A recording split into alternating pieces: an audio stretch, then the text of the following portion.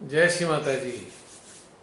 ऐसी बोलो रुपिंदर, आज तुम्हारे कुछ कहने का मूड हो रहा है लगता है।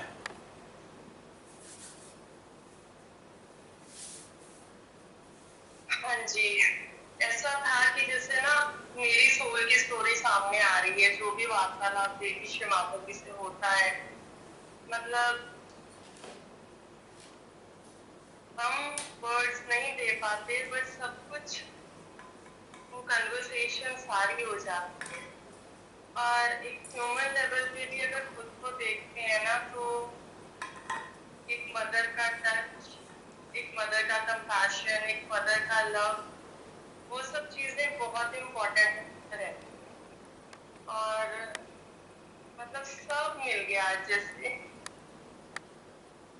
हम तो नहीं है, बट ये होता है कि मिसिंग फैक्टर हमारी तरफ से रहता है कि हम लोग मतलब उससे कई बार थोड़ा सा डिस्ट्रैक्ट हो जाते हैं। तो वो सारी चीजें इतनी ब्यूटीफुली कवर अप हुई ना आज। Very joyous. ये भी श्री माता जी की अनुकंपा है कि ऐसा हुआ। यस। तभी तो मैं कहता हूँ, मैं तो हाँ। मात्र माध्यम हूँ। आप लोग हो और माँ हो, मैं तो कुछ हूँ ही नहीं। माध्यम हूँ इधर से उधर करने वाला। वो जो आप लोगों से कहना मेरा चाहती हैं वो कहलवा देती हैं, आप लोग जो कहते हो वो कहलवा देती हैं, दोनों काम चल रहे हैं।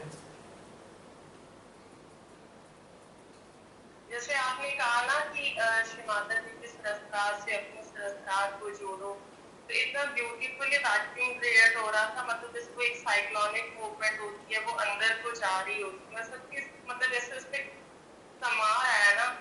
इतना ब्यूटीफुल था वो। और मतलब सारे हाथ में एनर्जी आ रही है, पूरे फेस पे एनर्जी आ रही है। और उससे कहीं ज्यादा ना वो सुकून अंदर ही अंदर फील हो रहा था। जैसे मजा आ गया। श्री माता जी के सानिध्य की तो बात ही है ना ऐसी। माँ का जो साथ है हाँ। वो तो ऐसा ही है, बिल्कुल शांति देने वाला, शक्ति देने वाला, आनंद देने वाला, एक संतोष देने वाला। अंदर से आत्म संतोष फूटता है परमेश्वरी के सानिध्य में। और बिल्कुल ऐसा ही महसूस होता है मुझे तो, जैसे एक सोल के रूप में हम उनके छोटे छोटे बच्चे हैं। थक गए हैं, बोर हो गए हैं, माँ अब थे को खत्म करो, ये झंझट बहुत हो गया। ये बेकार की चीजें हमसे देखी नहीं जा रही हैं फालतू की। तो सांत्वना दे रही है माँ, कोई बात नहीं बेटा, ये सब घटनाक्रम है, साक्षी हो जाओ। लिटरली ऐसा ही एहसास कराती हैं वो। उकताहट नहीं होती इस संसार में सब देख देख के। एकदम बहुत होती है, बहुत बहुत होती अजीब है। लगता है कि आप क्या। लोगों से आप बोलो बोलो। आपसे एक बैलेंस्ड वे में उसे टैकल कर लेती हूँ। हम लोग को फिर भी इससे मेरा थोड़ा बहुत कहीं ना कहीं एक डिस्ट्रैक्शन आ जाता है। फिर खुद को देख रहे होते हैं कुछ जैसे सेल्फ काउंसलिंग वाला, या नहीं नहीं यहाँ पे गलत कर रहे हो, ऐसे नहीं, साक्षी भाव में मतलब डिटैच मोड में ऐसे देखना है। तो तब भी मतलब ना, चाहे बाहर वाला देख के घुटन आ रही है, अपनी रिएक्शंस को देख के आ रही है, तो बड़ी वो अंदर वो होती है।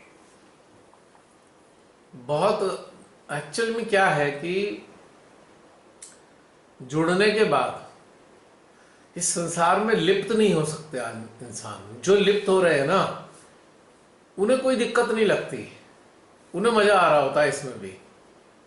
अब जैसे पागलों की तरह मंदिर मस्जिद में ही लगे हुए हैं लोग, पागलों की तरह बेवकूफों की तरह लगे हुए हैं, बस उनमें उसमें ही मजा आ रहा है। लेकिन हम लोग क्या करें?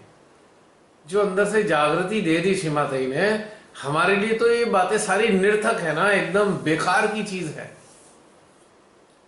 उन लोगों को पागलों की तरह लगकर मजा आ रहा है इसमें। उनमें एक वो बना हुआ है, जुनून है ये, पागलों की तरह इन्हीं चक्करों में झगड़े करना। लेकिन वो लिप्त हैं तो इसलिए उन्हें संसार में ठीक लगता है। लेकिन हम लोग क्या करें? हम लोग तो बड़ी मुश्किल में आ गए ना, हम लोग तो मुश्किल में आ गए ना कि अब उसमें कैसे जुड़े, इन पागलों को देख देख के क्या करें। ये वाली स्थिति आ गई, तो इसलिए बेकार लगता है ये सब चीजें। उन लोगों का पागलपन जब देखते हैं ना, तो ठीक है चलो ये ऐसे ही है तो समझ में आता है, बट उससे ज्यादा मतलब ना सफोकेशन तब होती है जब वो अपना तरीका, अपनी सोच और अपनी वो सारा मतलब मेंटालिटी आप पे लाना चाह रहे होते हैं ना, बड़ी सफोकेशन होती है कि अब तुझे कैसे समझाए भी क्या यस, कर रहा है और हम क्या नहीं करना चाहते। Yes, that's a very big problem कि वो लाद रहे हैं हम पे। इससे ज्यादा घुटन हो रही है, बहुत ज्यादा घुटन होती है, हर चीज लादी जा रही है। जब से मनहूस आदमी बैठा है तब से तो हर चीज लादे ही जा रहा है, लादे ही जा रहा है पूरे हम सबके ऊपर। तो तो ये ये है ना कि जब से ये मनहूस आया है क्या बोलते हैं, तो मतलब जो ह्यूमन का बिहेवियर हो गया है और जो जिस रास्ते पे हम लोग चल रहे हैं, मतलब तो अलग अलग चीजें हैं और उससे ह्यूमन को समझने में बहुत आसानी होगी। हाँ, निश्चित रूप से। अब ये परेशान हम लोग दुखी क्यों हैं? हम समझ रहे हैं इसलिए तो दुखी हैं। और जो समझ नहीं रहे हाँ, उन्हें मजा आ रहा है। पहले लगता था ना कि सब समझ में आ रहा है, यही बड़ा झंझट है, बट ना अब ये होता है कि मतलब समझ में आ रहा है, चलो ठीक है, कुछ कर नहीं सकते, कुछ कर रहे हैं इंटरनली उसके लिए, बट कब तक यार, कब इससे पीछा छूटेगा, मतलब बहुत हो गया अब तो।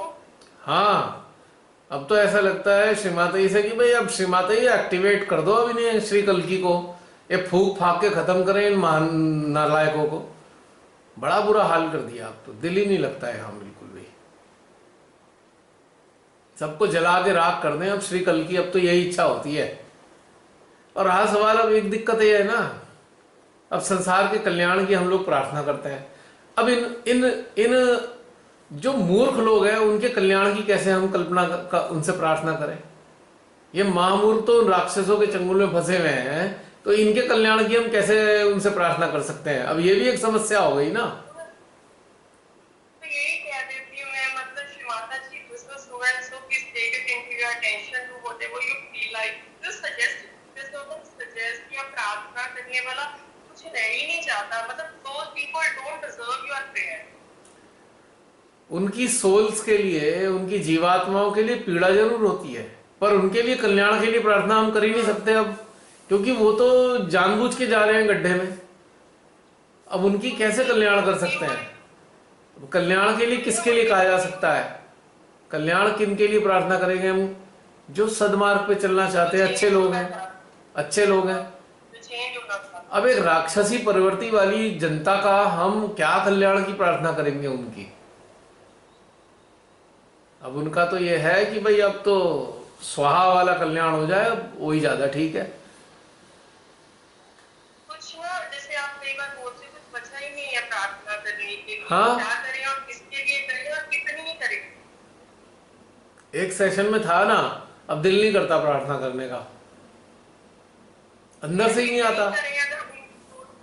दोनों तरफ से होता है, तो वो लोग चेंज नहीं होना चाहते, इम्प्रूव नहीं होना चाहते, उनका ऐसे ही चल रहा है, तो कब तक हम भी करेंगे। और मुझको तो लगता है कि श्री माता जी हमारे अंदर प्रार्थना ना करने वाली प्रेरणा इसलिए देना चाह रही हैं कि तुम्हारी प्रार्थनाएं मेरे कार्यों के आड़े आ जाएंगी, मत करो प्रार्थना, मैं अपने आप देख लूंगी जो करना है। अगर हमने खामखा भावावेश में आके प्रार्थना करनी शुरू कर दी, तो श्री माता जी एक परिणाम जो देना चाहती हैं उसके बीच में हमारी प्रार्थनाएं आड़े आ रही हैं। अब ये महसूस हो रहा है। तो इसलिए ऐसे ऐसे सर्व कल्याण की कामना तो बेकार है अब करनी। अब तो ये कर सकते हैं पर्टिकुलर, हाँ माँ अच्छे लोगों को बचा लो, बस अच्छे लोगों को सद्मार्ग पे ले आओ बस। और जो ऐसे लोग राक्षसों के चक्कर में पड़े हैं वो तो सद्मार्ग पे कभी आ ही नहीं सकते, संभव ही नहीं है, ये आ ही नहीं सकते सद्मार्ग पे। ये तो पिशाचों जैसा। ईश्वर को अपने मटेरियलिस्टिक एस्पेक्ट्स के लिए यूज करना चाहते हैं, ईश्वर को ये तो इसके आगे वो ना सोचना चाहते हैं ना, ना देखना चाहते हैं। पिशाच नहीं होते, पिशाचों जैसा बिहेवियर कर रहे हैं ये लोग, पिशाचों जैसे हो गए हैं, इनका कल्याण कैसे करें? इनका कल्याण तो एक ही हो सकता है, अगर देवी देवता इन्हें नष्ट कर दें तभी इनका कल्याण होगा, बस। वही जो आप बोलते हो, जैसे आज सुबह में भी यही चल रहा था कि कैसे होगा इनका कल्याण, कि जब तक मतलब ये लोग करते नहीं और खुद से तौबा नहीं कर लेंगे हम ये चीज नहीं दोहराएंगे या कभी नहीं करेंगे, तब तक इनका कुछ नहीं हो सकता। ये हो ही नहीं सकता कुछ भी, अब नहीं दिखाई देता कुछ, मतलब ये लोग ट्रांसफॉर्म नहीं हो सकते, असंभव। इनका तो निराकरण ही ठीक है। जैसे होता है ना, वो जो अग्नि पर, वो जो क्या होता है? अग्नि पर जो इंसेक्ट भुनभुनाते रहते हैं चारों तरफ, वो अग्नि फिर उन्हें सुहा करके उनका कल्याण कर देती है। अब तो ये वाला कल्याण हो सकता है, ट्रांसफॉर्मेशन वाला कल्याण तो संभव नहीं है। और अफसोस की बात यह है, अफसोस की बात, सबसे ज्यादा अफसोस की बात यह है, जो श्री माता जी के चरणों में आने के बावजूद भी इन पिशाचों के साथ हैं, इन नर पिशाचों के साथ है, तो उनका क्या होगा, ये एहसास करके तो बहुत ही पीड़ा होती है। मतलब ऐसे लोगों ने ना अपने अंदर की आवाज ही नहीं सुनी होती कि अंदर से क्या करने को आ रहा है। बस एक ने करा सबने वो कर दिया, एक ने नहीं करा सबने वो नहीं करा। एटलीस्ट हमारे अंदर से भी कुछ करने का आ रहा है कि नहीं आ रहा। सारा देश मस्जिद में, मंदिर में लगा हुआ है बस, और कुछ है ही नहीं उनके पास, कोई टॉपिक ही नहीं है। पागलों की तरह रोज इवन जी मैसेज कर रहे हैं कि इस चीज के लिए मंदिर मस्जिद भाई के लिए बंधन दे दो, प्रार्थना करो, व्हाट द हेल। मतलब अभी भी इसमें उलझे हुए हो कि माँ की राम है, माँ की रहीम है, और तुम लोग कहाँ उलझे हुए हो? What do you want? वो सहजी हैं ही नहीं ना, दे आर नॉट सहजीस, डेफिनेटली दे आर नॉट सहजीस। जो इन चीजों में इन्वॉल्व हो रहे हैं ना, वो सहजी हैं ही नहीं, ये बात पक्की है। सहजी इन्वॉल्व हो ही नहीं सकता इन चीजों में, असंभव, क्योंकि भीतर में मां है। मतलब अपने अपने अंदर का इतना कुछ है ना, पता नहीं मतलब लोग कैसे इन चीजों में इन्वॉल्व हो जाते हैं, कैसे उन्हें ये हिम्मत आती है, कैसे इतना टाइम निकलता है, कैसे कर लेते हैं ये सब। यहाँ अपने अंदर का ही नहीं, मतलब यहाँ और जुड़ जाए और अपने आप को देख पाए, मतलब अमेजिंग कैसे लोगों के पास ये सब कर पाते हैं ना। एक दिन जैसा यूक्रेन का हाल है ना, पूरा शहर तहस नहस किया जा रहा है, मुझे लगे भारत में भी एक दिन ऐसा होना शुरू हो जाएगा किसी ना किसी कारण से। एक दिन ना मेरे एक कलीग ने कहा, बोले इंडिया का ना कुछ नहीं हो सकता, इसका तभी कुछ हो सकता है जब ये पूरी तरह से नष्ट होकर के ना फिर से नए सिरे से। और मैं सोचती हूँ है तो ऐसा ही, अब मैं क्या मैं भी तो वही कहना चाह रहा हूँ, मैं भी वही कहना चाह रहा हूँ कि पूरी तरह से खत्म हो जाए, फिर ये नवनिर्माण होगा, इससे पहले यहाँ कुछ नहीं हो सकता। Very much disappointing, what ever is going on today, it is very very disappointing. और यहाँ पे जीवन की तो इच्छा ही समाप्त हो गई, क्या जिए यहाँ पे ऐसे हालात में। और किस लेवल का डिटैचमेंट हमारा होगा ना, इस वक्त हम देखेंगे पीड़ा भी होगी, बट मतलब ये चीज जरूरी है, ये भी जानते होंगे। आज श्री माता जी ने शायद ये प्रेरणा इसलिए दी उनके शस्त्रार से शक्तियां धारण करने की, कि अभी इतना बहुत बुरा कुछ देखना है हमें, समाज में बहुत ही बुरा बुरा देखना है, इसलिए शक्ति दे रही हैं, वो तैयार कर रही हैं। बड़ी हिम्मत वाले हैं लोग, वास्तव में ऐसा देखना पड़ेगा, दिख रहे हैं लक्षण, तो कम से कम हमें तो वो बचा ही रही है ना, और शक्ति भी दे रही है कि भाई देखो, क्योंकि जो इवॉल्वमेंट का जो रास्ता चला है, ये हमारा जो उत्क्रांति का रास्ता है ना, तो हमारी उत्क्रांति तो पूर्ण होनी ही होनी है ना, चाहे पूरे विश्व में आग लग जाए तब भी होनी है, ये बात निश्चित है। श्री माता जी ने अगर हमारी उत्क्रांति करने की व्यवस्था की है, वो तो पूर्ण होकर रहेगी इसी जीवन काल में, इसलिए चिंता वाली बात तो है ही नहीं। पर हाँ, ये सब देखना बहुत अप्रिय है, मतलब बेकार एकदम। और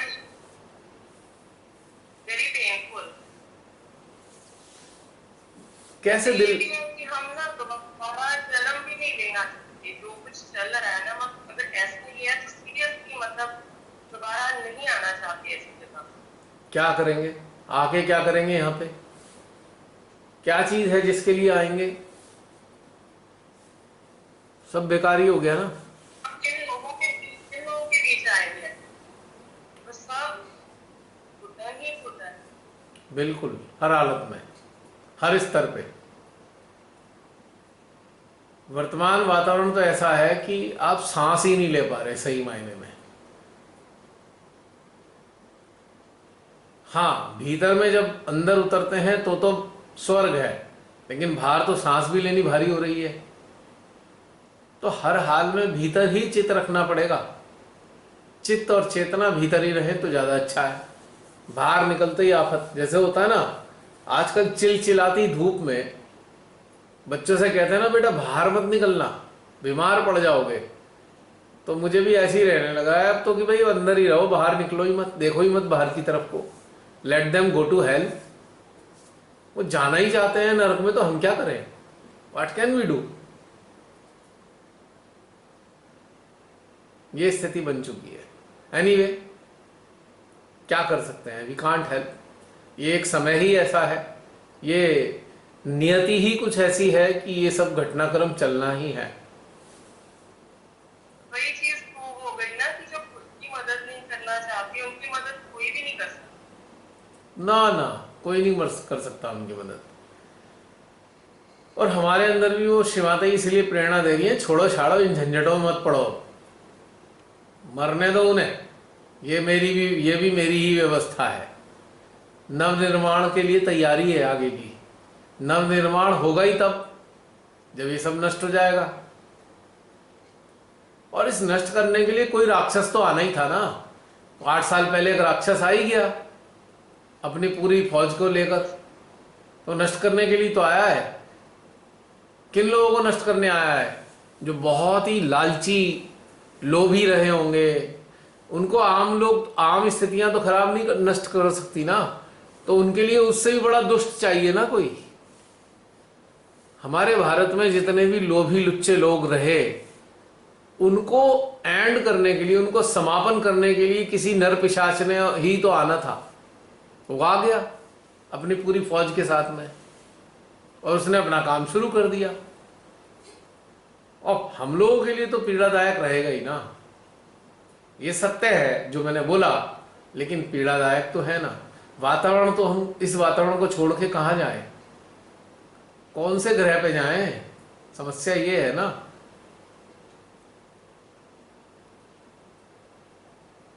कोरोना का जो नौटंकी देखी, वो तो पूरे विश्व में था ये सारा नौटंकीबाजी।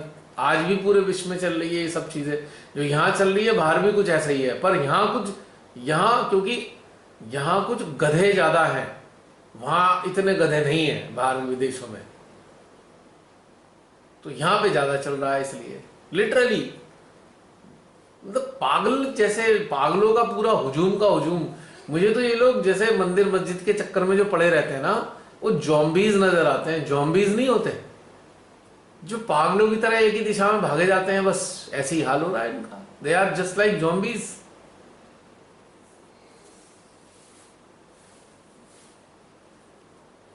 वो एक विदेशी पिक्चर थी ना, हॉलीवुड की, देखी थी मैंने, रेजिडेंस ईविल। उसके अंदर एक बड़ा वाला जॉम्बी होता है, वो सबको कंट्रोल करने के चक्कर में वो सबको जॉम्बी बनाया जा रहा है। जो उसके कांटेक्ट में आता है वो जॉम्बी हो जाता है। तो एक बड़ा जॉम्बी 8 साल पहले हमारे भारत में आ गया, अब जिसको भी वो काटता है वो वही जॉम्बी बन जाता है। समस्या ये है।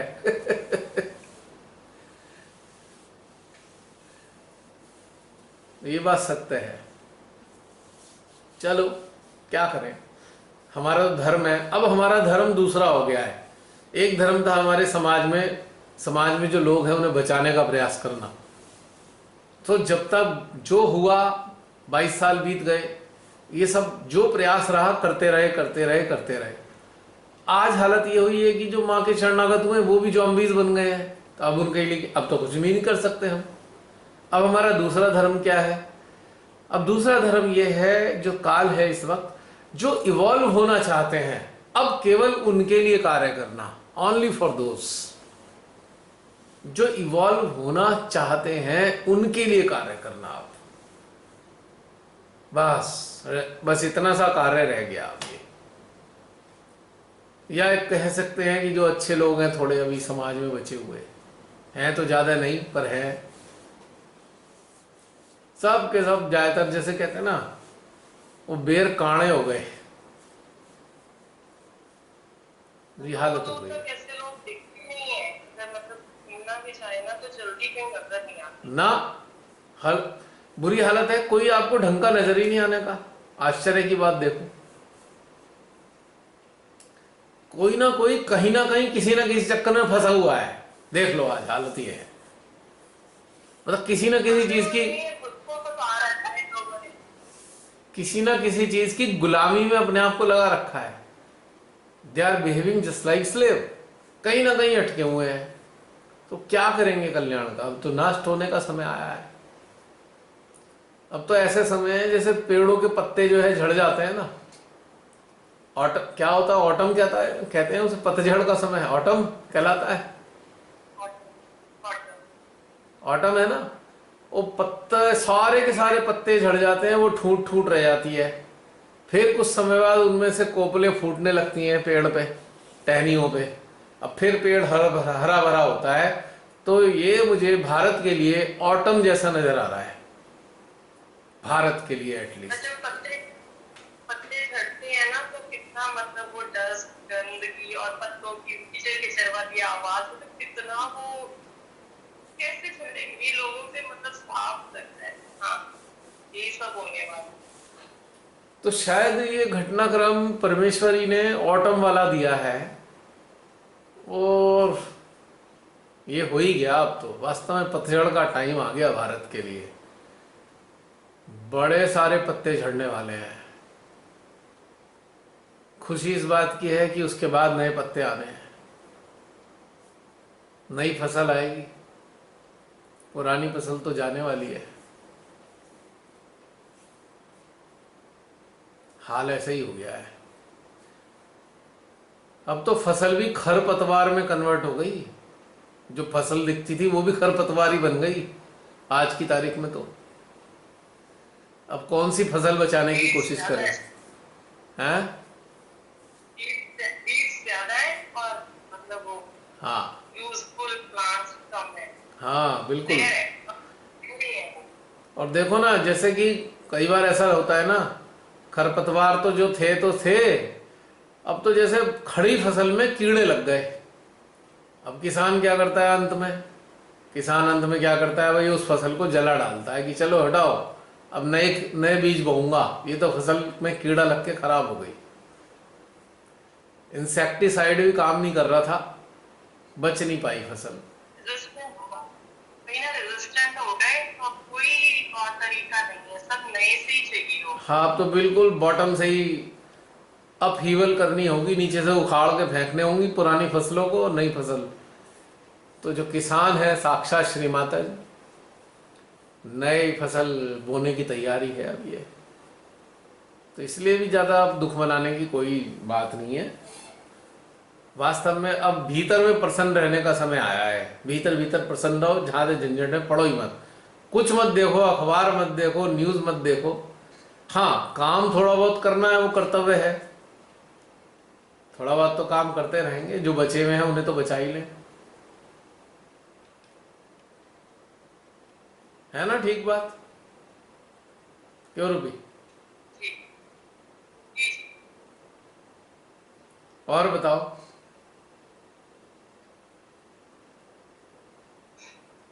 पता नहीं मुझे बोलना कुछ बात था, बट बात किसी और तरफ चली गई। मैं पहले वाला भूल गई मुझे क्या बोलना था। जिस फ्लो में जा रहा है जाने दो। चलो याद आ जाएगी, थोड़ी देर में याद आ जाएगी। मैं सबको गड़बड़ कर देता हूँ, सब कुछ कुछ पूछना चाहते हैं, मैं गड़बड़ करके बीच में इंटरप्ट करके सब कहानी खराब कर देता हूँ। नहीं गड़बड़ नहीं, बट अगर जैसे ये बातें ना होती तो ये बातें अंदर रह जाती, ये अच्छा कि हो जाए, सबके सामने आ जाए। हम्म। हाँ, बाहर तो आनी चाहिए, क्योंकि ये तो बाहर तक जाएंगी, दूर तक जाएंगी ये बातें। ये हम 25-30 ये लोगों मेरे तक तो, भाषा को कंफ्यूज है। 25-30 लोगों तक तो सीमित रहने नहीं है। और जो जाएंगी दूर तक तो कुछ लोग अलर्ट भी हो जाएंगे, अच्छा आने वाले समय के लिए।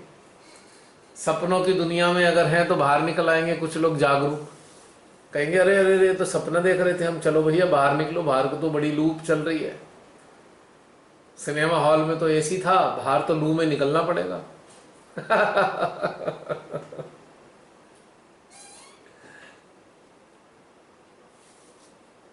चलिए और बताइए, तब तक तुम्हें कोई याद आ जाए बाद में, इतना कोई और शामिल होना चाहे अपने उद्गारों को प्रकट करने में। हैं? कोई और नहीं, इतनी जोर से बोल रही है ना, मुझे लग रहा है मेरा बेटा उठ रहा है, जा रही है अभी फिर। अच्छा अच्छा, ठीक है ठीक है ठीक है।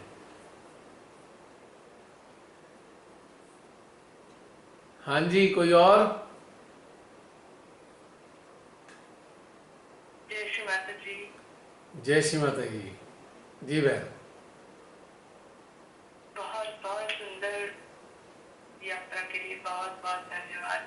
अरे आप धन्यवाद मत कहा करिए, कोई और देता है धन्यवाद, बताइए। आप ये सेंटर वाली चीजें छोड़ दीजिए, ये धन्यवाद देने वाली बीमारियां सेंटर में बहुत ज्यादा हैं। धन्यवाद कैसा श्री माता जी हमारे अंदर? सेंटर में तो लीडर की मोनोपोली चलती है, ना उसको धन्यवाद दिए ना उसको सॉरी दिए, कुछ नहीं दिए। यहाँ तो आप हमें बोलने का मौका देते हैं, वहाँ कहाँ किसी को बोलने का मौका होता है। नहीं, धन्यवाद को डिलीट कर दीजिए, क्योंकि हम सब एक से हैं, किसको धन्यवाद देना। और रहा सवाल, हमारी श्री माता जी को हैसियत नहीं है धन्यवाद देने की, हम तो धूल के कण के बराबर हैं, हम उन्हें क्या धन्यवाद देंगे। हम तो ग्रेटिट्यूड फील करते हैं उनका, उनके प्रति कृतज्ञता का अनुभव करते हैं। We are not capable even to say thanks माँ, वी आर नॉट कैपेबल। आप बताइए इसको छोड़कर धन्यवाद को। जी नहीं, बहुत सुंदर, पूरा मतलब सब पूरा चैतन्य से भर गया। पर जो सहस्रार से सहस्रार कनेक्ट किया, उसके बाद जब मध्य हृदय से माँ के मध्य हृदय से कनेक्ट किया, तो एकदम से एनर्जी का फ्लो बहुत ज्यादा बढ़ गया, बहुत ज्यादा दूर, एकदम ऐसे पूरा ठंडा ठंडा, और ऐसा लग रहा था कि हार्ट भी पूरा ऐसे जैसे बैलून फूलता है वो बड़ा होता जा रहा। और बाकी तो फिर धीरे धीरे पूरी यात्रा इतनी सुंदर थी कि माँ के हाथ सहस्रार पे, माँ के चरण दोनों आज्ञा पे, फिर माँ के हाथ, और फिर माँ की आंखों में आंखें डाल के, और पूरा मतलब माँ ने इतना आश्वस्त कर दिया, और वैसे अब कोई ज्यादा डाउट बचे ही नहीं। बहुत सुंदर, बहुत अच्छा।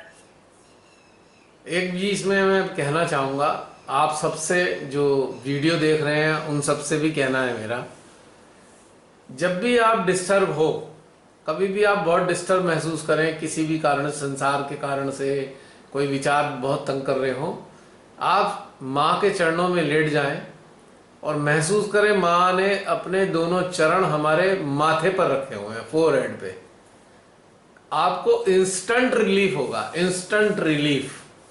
वो जो अंदर भाग चल रहा होगा ना, एकदम रिलीफ मिल जाएगा, बड़ी शांति महसूस करेंगे आप। अजमा के देख लेना ये बात, आज तो अजमा ही ली हमने, बाकी जो बाकी लोग भी हैं जो वीडियो देख रहे हैं, आप लोग, आप ये माँ के जरूर देखना, क्योंकि इसकी सख्त जरूरत पड़ेगी ढेर सारे लोगों को इस चीज की। नहीं, बहुत जरूरत है, और आप बहुत सुंदरता से माँ की बातों को कन्वे करते हो।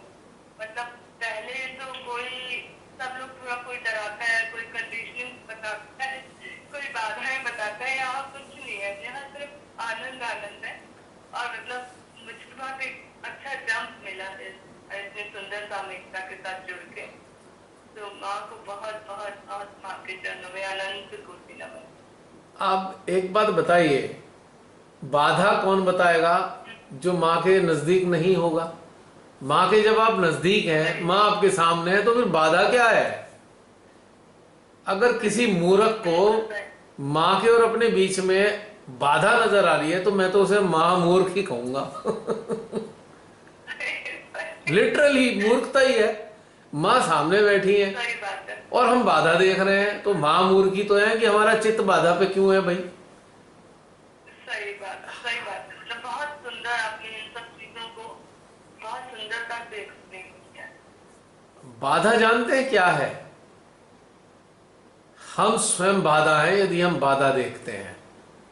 बिल्कुल, क्योंकि हमारा चित्त उसमें अटक गया ना, हमें अपने चित्त की इम्पोर्टेंस नहीं पता कि हमारे चित्त पे शक्ति बैठी है। माँ ने कहा है, मैं ही तुम्हारा चित्त हूँ, सब कुछ हूँ।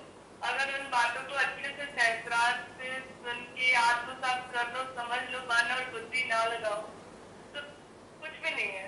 बहुत सब आप एक बार बताइए, पूरे ब्रह्मांड में व्याप्त, इस ब्रह्मांड से परे रहने वाली, हर समय सक्रिय है, और हम जैसे कुछ मूर्ख बाधाओं को देख रहे हैं। तो मूर्ख कौन है, बाधा या हम? सही बात है। मतलब इतनी विराटांगना माँ हमें दिख नहीं रही, हम बाधा देख रहे हैं। तो सबसे बड़ी मूर्खता और बाधा तो यही है। सही बात है। मुझे आज तक समझ नहीं आया कि लोग बाधा कैसे देखते हैं। मुझे तो आज तक दिखी ही नहीं बाधा कोई। मुझे तो केवल और केवल माँ ही दिखी, आज तक कोई बाधा ही नहीं दिखी। सही बात। सच्ची बता रहा हूं, मेरे समझ में नहीं आता नेगेटिविटी और बाधा है कहां पे। सही है। पर पता नहीं कैसे लोग कहते हैं बाधा लग गई। मैं कहा भाई तुम्हारा चित्त कहां पे है, माँ पे है कि बाधा पे है? हाँ, बिल्कुल सही। अब हंसी और आ जाती है, भाई वो बाधा है, उसका कोई उपचार बता दो। मैं कहा माँ को देख ले, बस यही उपचार है। सही है। भाई तुम देख ही क्यों रहे हो बाधा की तरफ, माँ की तरफ देखो। सही बात। हाँ। अब जैसे बाधा पता है कैसे होती है, जैसे आप सड़क पे जा रहे हो, अब एक कोने में मोटा सा बंदर दिख गया आपको, वो बैठा हुआ है। अब वो तो बैठा है, आप क्यों देख रहे हो उसकी तरफ? आप तो सीधे निकल जाओ। सही। अगर आप सीधे निकल जाओगे तो वो आपसे कुछ भी नहीं कहने का। अगर आप उसकी तरफ देखोगे तो गुर्रा के दिखाएगा वो। सही है। जिन लोगों का चित्त अपनी यात्रा पर होता नहीं, उन्हें बाधा दिखती है। चैलेंज के साथ बता रहा हूं मैं। अब जिनका चित्त श्री माता जी के पास है तो उन्हें बाधा कैसे दिख जाएगी, मुझे तो समझ में नहीं आता। I can't understand that. एक गाड़ी चलाने वाले को रास्ता दिखता है कि जिसमें से उसकी गाड़ी निकल जाए। वो कहाँ उस ट्रैफिक में देख के फंसता थोड़ी है, वो तो अपना रास्ते पे निगाह रखता है। यहां रास्ता मिला यहां से निकाल लूं, वहां रास्ता मिला वहां से निकाल लूं। राह सवाल ट्रैफिक का वो तो रोज ही मिलता है, पर हमारा चित्त तो रास्ते पे होता है कि हम कहां से निकाल लें अपनी गाड़ी को। सही। अगर जो ट्रैफिक देख देख के भुनभुना रहा है वो निकालेगा कैसे गाड़ी? रास्ता तो दिखेगा ही नहीं उसे फिर। सही। तो हमें तो अपना मार्ग देखना था, हम कहां बाधा देखने के चक्कर में अटक गए। सही है। तो इसलिए हमारे को तो समझ में आई नहीं कभी, तो फिर एज ए माध्यम भी कहां से समझ में आएगी बाधा। बिल्कुल भी नहीं। तो जिस स्थिति में माध्यम होगा उस स्थिति का ही घटनाक्रम होगा, सीधी बात है। बिल्कुल। जब माध्यम को बाधा नहीं नजर आई, कभी नेगेटिविटी नजर नहीं आई, तो फिर आप सबको भी कहां महसूस होगी। बस ये समझने की बात है बहन जी। तभी तो बोल रही हूँ, मेरे तो पंख लग गए जैसे ना, आत्मा सब पूरी तरह से ऐसा लगता है मुक्ति हो गई। जब आपने वो मुक्ति का वो बोला, तब से एकदम लेफ्ट हार्ट में एकदम ठंडा ठंडा हो गया। तो बहुत ही सुंदर। एक्चुअली हम मुक्त हैं, बस हमें यही समझना है कि मुक्त है। अगर परमेश्वरी हमें अपने भीतर में महसूस होती हैं तो 100% हम मुक्त हैं, पर चूंकि समझ नहीं पा रहे हैं इसलिए समस्या है। अगर मुक्त ना होते तो मां भीतर में अनुभव ना होती। 1 मिनट होल्ड कीजिएगा। अब जिनको मां अनुभव नहीं होती निश्चित रूप से वो मुक्त नहीं है, पक्का है ये बात। क्योंकि मां किनको महसूस नहीं हो रही? जिनकी प्राथमिकता संसार के घटनाक्रम है उन्हें मां महसूस नहीं होने की। ये बात बिल्कुल क्लियर कट है। और जिन्हें मां महसूस नहीं होने की उनके लिए बाधा है, क्योंकि उनकी प्राथमिकता संसार है। अब वो बाधा किस चीज में मानी जाती है, आज मैं आपको ये बिल्कुल क्लियर कर देता हूं। बाधा क्यों और कैसे महसूस की जाती है। एक ही मूल कारण है बाधा का, हम संसार में किसी चीज में लिप्त हैं और उस संसार के कोई कार्य बन नहीं पा रहे हैं। तब हम ये सेंटेंस इस्तेमाल करते हैं कि बाधा है कोई। हम संसार में कार्यों को अध्यात्म से जोड़ना क्यों चाह रहे हैं? ध्यान से। ध्यान संसार के कार्यों को संपन्न करने का जरिया नहीं है। ध्यान संसारिक उपलब्धियों को पाने का माध्यम नहीं है। लेकिन हमने कॉकटेल बना ली, संसार और अध्यात्म की कॉकटेल बनाकर हम ये सोच रहे हैं कि हम शरीर चरणों में आ गए और अब हमारा संसारिक कल्याण हो जाएगा। अब ये तो घटनाक्रम संसारिक तो ऐसा होता है जो हमारे खुद के कर्म किए हुए हैं कार्य, पूर्व जीवन में या इस जीवन में, उसके प्रतिफल हमें संसारिक स्तर पे मिलते हैं संसार के लिए। अब जो हमने किए हुए हैं प्रतिफल तो वैसे ही मिलेंगे, पर हम अपनी इच्छा के अनुरूप ये सोचने लगते हैं अब तो हम श्री चरणों में आ गए, अब हमें प्रतिफल बहुत अच्छे मिलने चाहिए, जो कि एक बहुत बड़ा भ्रम है। अब प्रतिफल तो हमें वही मिलेंगे ना जो हम करके आए हैं। अगर कोई इंसान मैनेजर के लेवल का एंटाइटल्ड है तो उसे मैनेजर की लेवल की सैलरी मिलेगी। अब मैनेजर वाला ध्यान में आ जाए और फिर ये सोचने लगे तो ये जीएम के लेवल की सैलरी मिल जाए तो कैसे संभव है? उसे जीएम बनना पड़ेगा तभी उसे जीएम के लेवल की सैलरी मिलेगी। मैनेजर बने बने जीएम के लेवल की सैलरी तो नहीं मिल सकती है, नहीं बात सही? पर हमारे यहां ये सब कॉकटेल कर देते हैं, ना ना अब तो हम श्री चरणों में, अब तो हमारे संसार में धन धान्य से भरपूर हो जाएगा। अरे कैसे भाई, बिना कुछ किए हो जाएगा तुम्हारा? कैसे हो जाएगा? नहीं नहीं, वो आए थे श्री माता के चरणों में, उनका बड़ा अच्छा हो गया। अरे भाई, उनके पूर्व जन्मों के कुछ प्रतिफल पेंडिंग पड़े हुए थे, श्री माता जी ने उसका ध्यान में और परमात्मा में विश्वास बढ़ाने के लिए उसी के प्रतिफल जो 4 साल बाद मिलने थे आज दे दिए। बस इतना ही तो किया है। और लोगों को लग रहा है अरे मां ने ये दे दिया। मां कहां देने वाली है संसार की कोई चीज? वो तो हमारे प्रतिफलों को आगे पीछे कर देती हैं, बस इतना करती हैं। और 4 साल बाद आने तक पता है मां को, अरे ये मेरे चरणों में आया है तो रम जाएगा। अब 4 साल बाद इसका विपरीत समय भी आएगा तो इसे महसूस नहीं होने का, उसे भी ये कहेगा बहुत अच्छा चल रहा है मां।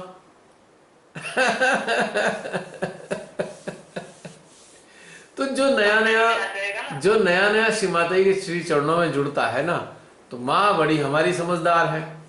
वो क्या करती हैं, हमारे पूर्व जीवनों में जो हमने सांसारिक स्तर पे कार्य किए हैं उनके प्रतिफल हमारे पेंडिंग पड़े होते हैं, तो उन्हें उठा के हमें तुरंत दे देती हैं अपने चरणों में आते ही। सब लोग कहेंगे माँ के चरणों में आते ही देखो कितना कल्याण हो गया। क्योंकि हम में से किसी को मालूम तो है नहीं कि हमारे कौन कौन से प्रतिफल हैं, हम जानते तो है नहीं। तो हम कहेंगे अरे माँ ये तो चमत्कार कर दिया आपने। पर माँ मुस्कुरा रही है, आज तेरे को समझ नहीं आया कल को समझ जाएगा, और जब तू समझ जाएगा तो कोई तेरे को समस्या रहेगी नहीं। और वर्तमान में तू जब प्रसन्न रहेगा तो वर्तमान जीवन को सुंदर बना लेगा तू अपने आप, क्योंकि तू खुश खुश रहेगा और खुश रहकर ईमानदारी से काम करेगा और खूब अच्छा काम करेगा, तेरे प्रतिफल इस जन्म के भी अच्छे हो जाएंगे।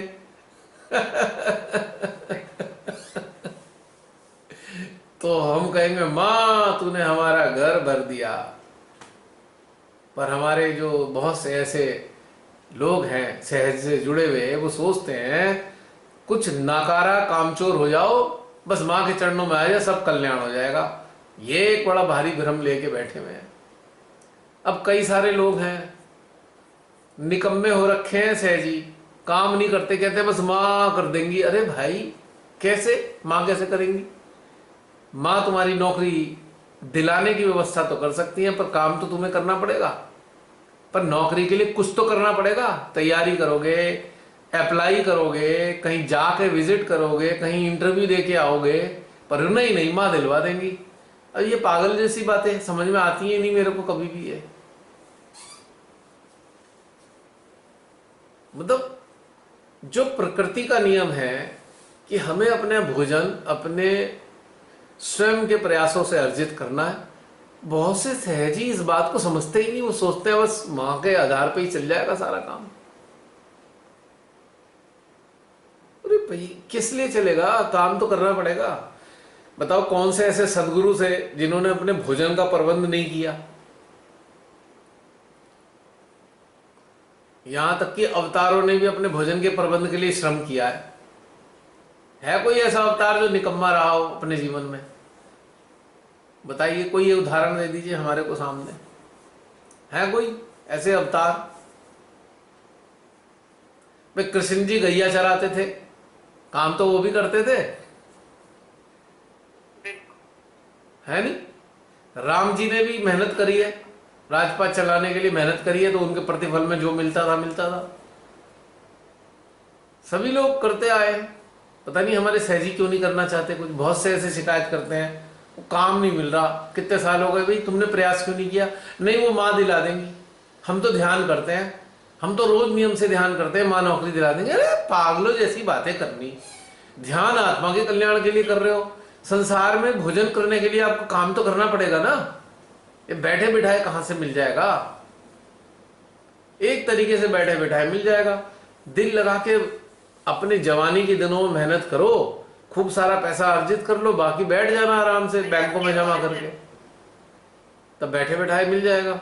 लेकिन शुरू के काल में तो मेहनत करनी पड़ेगी ना। मैं हैरान होता हूं, यंग बच्चे, बहुत से सहजी यंग है, निकम्मे हो गए, काम ही नहीं करते। बस हम तो सेंटर जाते हैं, हम तो ये करते हैं वो करते हैं, लेकिन काम भी तो करो भाई, रोटी कौन देगा तुम्हें? तो ये बहुत बड़ा मिसमैच है अंडरस्टैंडिंग का। तो बाधा उन्हें लगती है, अरे कोई बाधा है, हमें काम नहीं मिल रहा।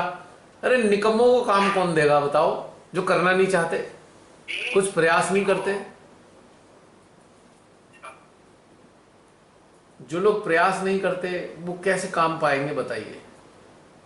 प्रकृति का एक नियम है, संसार के लिए आपको कुछ ना कुछ ईमानदारी के साथ करना पड़ेगा, तभी भोजन की व्यवस्था होगी। तो ये सारी बातें बड़ी अजीब लगती हैं मुझे, जब लोग कहते हैं ना कि अरे ये हमें नहीं मिला, वो नहीं हुआ, हमारे काम में अड़चन आ रही है, हमारा व्यापार नहीं चल रहा। अरे तुमने ध्यान को क्या समझा है? व्यापार चलाने का साधन? बहुत अटपटा लगता है हमें। तो बहन, बाधा उन लोगों के लिए है जो संसार में कुछ ना कुछ एक्सपेक्टेशन लेके बैठे हुए हैं, और वो एक्सपेक्टेशन उन्हीं माता जी से है कि संसार में कुछ कल्याण कर दें। और माँ है हमारी आत्मा के, जीवात्मा के कल्याण के लिए, हमारी चेतना के विकास के लिए, ध्यान में हमें उन्नत करने के लिए, जब हम उन्नत हो तो अपनी शक्तियां प्रदान करने के लिए। उन्होंने हमारे संसार की व्यवस्था थोड़ी करनी है, वो तो हमारा कर्तव्य है करने का। हाँ, इतना होता है कि जब हम श्रीमाताजी के साथ जुड़े होते हैं, ध्यानस्थ होने लगते हैं, तो हमारा अंदर जो है, हमारे अंदर क्लैरिटी होती है। और जब क्लैरिटी है तो हम किसी भी चीज को संसार की आसानी से देख पाते हैं, सही तरीके से समझ पाते हैं। जब हम उसे सही तरीके से समझ पाते हैं तो हमारा कार्य भी तो सही काम होता है फिर। और जो माँ से जुड़ा होगा वो बेईमान तो नहीं हो सकता कभी भी। वो बेईमानी नहीं करेगा, चीटिंग नहीं करेगा, किसी को छलेगा नहीं। जब वो बेईमानी नहीं करेगा, चीटिंग नहीं करेगा, कामचोर नहीं होगा, तो उसके प्रतिफल भी अच्छे ही होंगे। तो जब प्रतिफल अच्छे होंगे तो उसका संसारिक कल्याण होगा। पर वो इस तरीके से नहीं हो सकता, डायरेक्ट सिस्टम काम नहीं करता इसमें। ये है कहानी बाधा की। उम्मीद करता हूं बाधा का रहस्य समझ में आ गया होगा। बहुत सुंदर। उनको वो ये नहीं पता मध्य मार्ग में आके कर्ता भाव से मुक्त होके साक्षी भाव में आके सब कर्म करना है। हमें कर्म तो करना ही है, हमें कर्तव्य प्रधान, बना रहे। हमें वो कर्तव्य पूरे करने हैं जो एक एक कर्तव्य हमें माँ ने दिया हुआ है। आत्म कल्याण और आपके माध्यम के जरिए अन्यों का आत्म कल्याण के मार्ग पर ले जाने की व्यवस्था में मदद करना। आप स्वयं के आत्म कल्याण के मार्ग पे हो और आप जो अर्जित कर रहे हो, आप अन्य इच्छित लोग जो इच्छुक हैं या प्योर डिजायर रखने वाले लोग हैं इस रास्ते पे चलने में, आप उनके आत्म कल्याण में उनकी मदद कर रहे हो अपने अनुभवों के आधार पे। पहला कर्तव्य है। दूसरा कर्तव्य है अपने पेट को भरने के लिए श्रम करना। जो भी कर सकते हो, जिस पोजीशन में भी हो, जो भी आपको दिया गया है, जिस प्रकार का भी आपके पास व्यवस्था है, उसे निष्ठा के साथ में, ईमानदारी के साथ पूरा करना, बस। तो सब चीज ठीक होगी। लेकिन क्या है, कुछ लोग अजीब है, वो काम कुछ नहीं करना चाहते लेकिन फिर भी चाहते हैं संसार का कल्याण हो जाए संसारिक स्तर पे। तो वो आई एम सॉरी, जो आप सब लोग YouTube पे सहजी देख रहे हो, I am very very sorry to say कि कल्याण नहीं होगा संसारिक।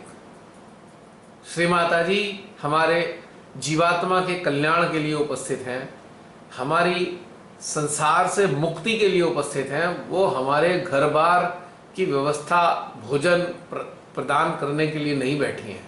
ना ही हमें उनसे कहना चाहिए कि हमारा भोजन चला दो, हमारा घर चला दो। बहुत ही तुच्छ बात है श्री माता जी से करने वाली है, बहुत ही तुच्छ। हमें तो शर्म आती है सोचते हुए भी, करना तो बहुत दूर की बात है।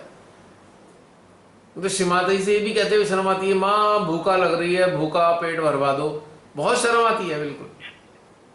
माँ कहेंगी निकम्मे काम कर, मिल जाएगा भोजन। मेरे अंदर तो यही कहती है, माँ निकम्मापना करोगे तो फिर काम भोजन कैसे मिलेगा। अब जो मेरे अंदर कहती है मैं आप सबके साथ शेयर कर देता हूं। मैं अपनी तरफ से तो कुछ कहता नहीं हूं।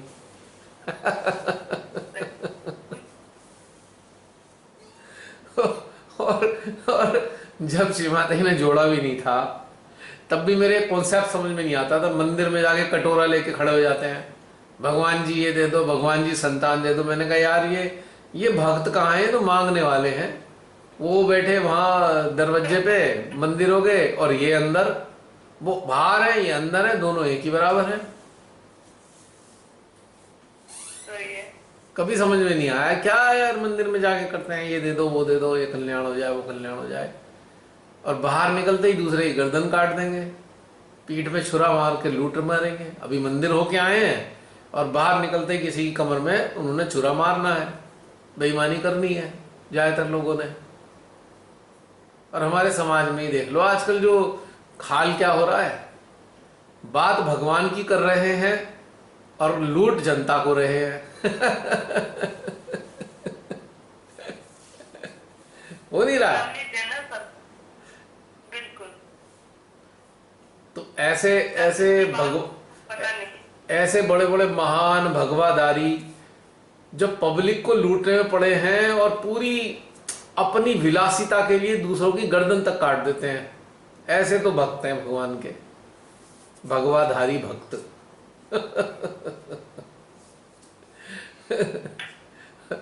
तो जो सहजी अपने संसारिक कल्याण की तरफ दृष्टि लगा के बैठे हैं कि श्री माता जी उनका संसारिक कल्याण कर देंगी, वही उनके मुंह से आप बाधाओं की और नकारात्मकता की बातें सुनेंगे। जो ये सब नहीं देखते, ये सब आशा नहीं करते, केवल श्रीमाता जी से जुड़े हैं, उनके मुंह से कभी भी आपको नकारात्मकता और ये बाधा और ये चक्रों में अड़चने ये नहीं सुनेंगे आप उनसे।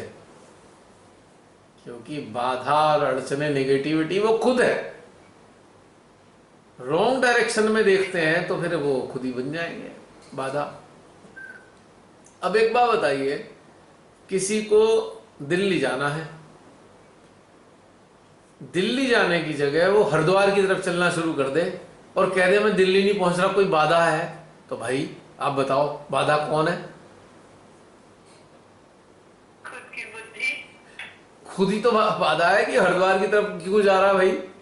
तो ये जाना तो दिल्ली था और कह रहा है देखो मार्ग में बड़ी बाधा चल रही है, मैं दिल्ली नहीं पहुंच पा रहा।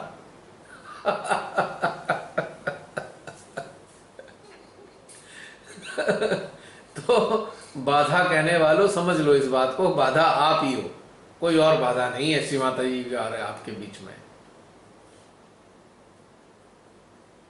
अब बताइए, श्री माता जी ने हमें अपने प्यार से ध्यान में ले गई, हमें बाधा नजर आई माँ के और अपने बीच में? कोई भी थर्ड पर्सन भी नजर आया माँ के और माँ के बीच में? कोई नजर आया कोई थर्ड पर्सन भी? माँ के और आपके बीच में कोई माध्यम भी नजर आया? माध्यम भी नहीं है माँ के और आपके बीच में, कोई नहीं है, आप हो और माँ है बस। रियलाइज किया? आप बताइए, जब ऐसी अवस्था है तो बाधा कहाँ है? बाधा कहाँ दिख रही है हमें? बताइए। इसका मतलब क्या है? जिसे बाधा दिख रही है उसका रुख मां की तरफ नहीं है, उसकी पीठ है श्री माता जी की तरफ, फेस नहीं है। तो मां कहां से दिखेंगी? तो बाधा ही दिखेगी।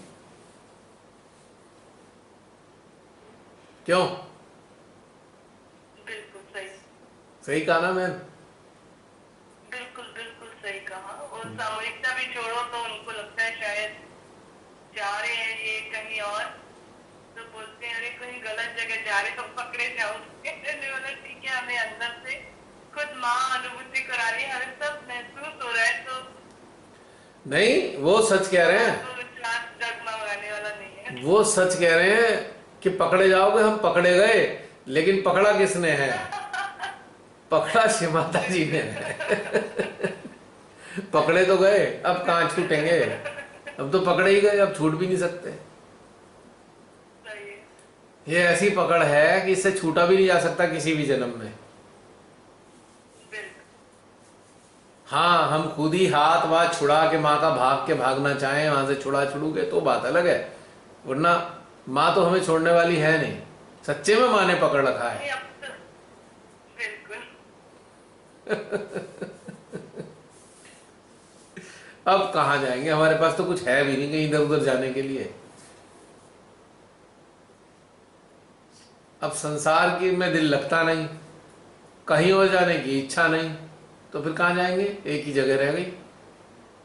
और जाने की भी गुंजाइश कहाँ है? उन्होंने तो पकड़ रखा है, हमें तो कहीं जाने भी नहीं देती वो, जाने भी नहीं देती। बिल्कुल effortless। कोई कोई कोशिश भी करे जाने की तो जाने की भी तो नहीं दे रही श्री माता जी।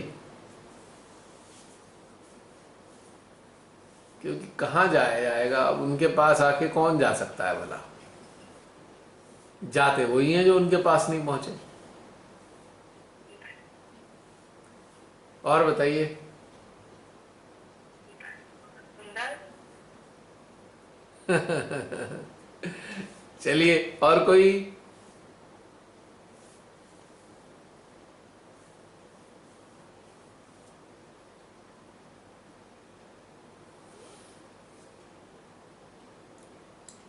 और कोई कुछ कहना चाहते हैं?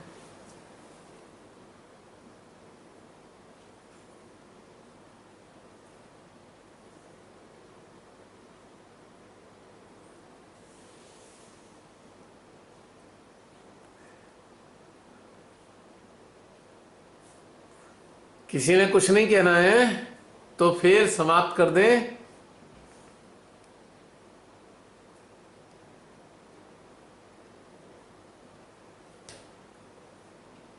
जसलीन सो गई क्या? नहीं, मैं जगी हुई हूँ। अच्छा। मैं चलिए। तो एक काम करते हैं, फिर आप समाप्त कर देते हैं। किसी को कुछ है नहीं बताने के लिए? श्योर, ठीक है। ठीक है। आज तो वैसे भी बड़ा मजेदार अनुभव हुआ है। उम्मीद करता हूँ सबको आनंद आया होगा।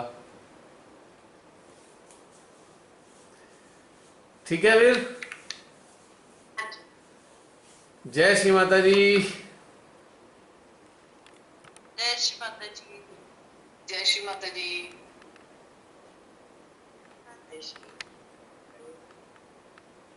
Recording stopped.